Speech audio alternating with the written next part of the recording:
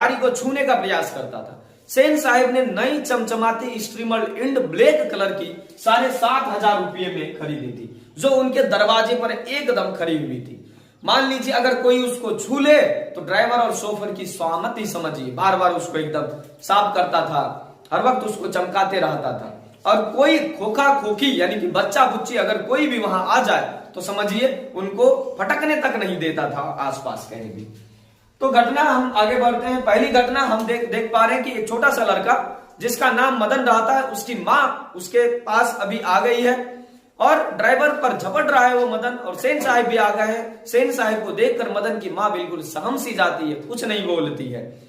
सेन साहब को देखकर भीर धीरे धीरे करवट ले लेता है, वहां से चले जाते हैं, वहां कुछ नहीं बोलते। लेकिन सेन साहब की फैक्ट्री में ही काम करता है मदन का पिता यानी कि गिरधर लाल। गिरधर लाल जो कि मदन का पिता है, जब अगले दिन फैक्ट्री काम करने के लिए पहुंचता है तो सेन साहब उसको सख्त निर्देश देते हैं, क्या तुम बेटे को सिखा रहे हो, ना पढ़ा रहे हो। ऐसे ही लड़के आगे चलकर गुंडा, चोर और मवाली बनते हैं। अतः अपने बेटे को सुधारो, उसे पढ़ाओ, सिखाओ। इस तरह से नहीं करेगा तो आगे चल के ये गुंडा, चोर, मवाली बन जाएगा। सेन साहब जब पुनः वापस घर आए तो मदन को खोजकर शाम के समय मदन की खूब ज्यादा पिटाई करने लगे, और मदन इतना जोर जोर से रोने लगा पिटाई के कारण कि इनके क्वार्टर से आवाज सीधे सेन साहब के घर तक पहुंचती थी। और सेन साहब के घर तक आवाज पहुंचती थी तो उसमें सेन साहब की पत्नी बोल रही है कि लगता है गिरधर बहुत भला आदमी है, एकदम सामान्य आदमी है, गिरधर भला आदमी है। उसकी पत्नी ही उसके बेटे को बिगाड़ दी है।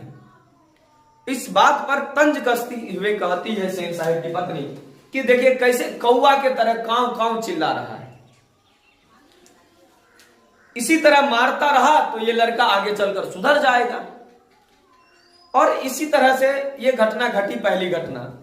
और चलिए अब दूसरी घटना का जिक्र करते हैं। सेन साहब के एक दिन जो है सेन साहब के से मिलने उनके कई दोस्त आए हुए थे, और उन दोस्तों में थे मिस्टर सिंह, एक अखबार नवीस थे पत्रकार साहब, एक मुखर्जी साहब थे। ये तीनों दोस्त जो है, दोस्त यानी कि